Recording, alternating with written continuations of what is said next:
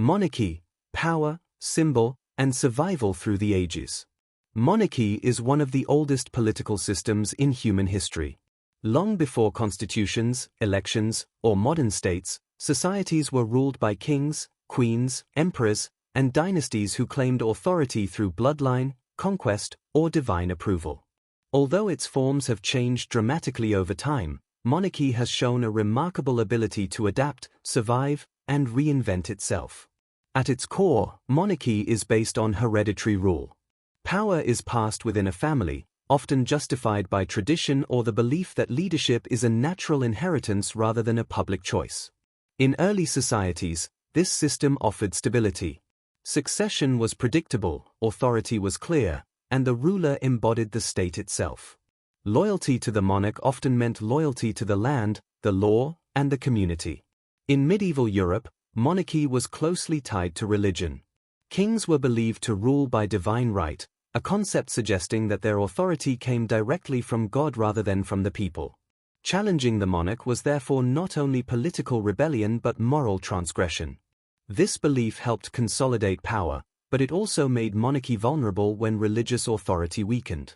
As societies became more literate and politically aware, unquestioned royal power became harder to justify. The rise of modern states transformed monarchy rather than eliminating it.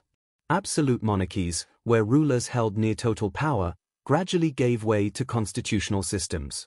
In these models, the monarch remained head of state, but real political authority shifted to elected parliaments and legal institutions. Today, countries such as United Kingdom retain monarchies that function primarily as symbolic and ceremonial institutions rather than governing ones. This symbolic role is key to understanding monarchy's survival. Modern monarchs often represent continuity in a rapidly changing world. They embody national history, tradition, and identity, offering a sense of stability that elected leaders, bound to short political cycles, may lack. Ceremonies, coronations, and royal rituals connect the present to a shared past, reinforcing cultural cohesion even when political power lies elsewhere. Critics, however, question the legitimacy of hereditary privilege in democratic societies. Monarchy conflicts with ideals of equality and merit, raising concerns about inherited status and public funding of royal institutions.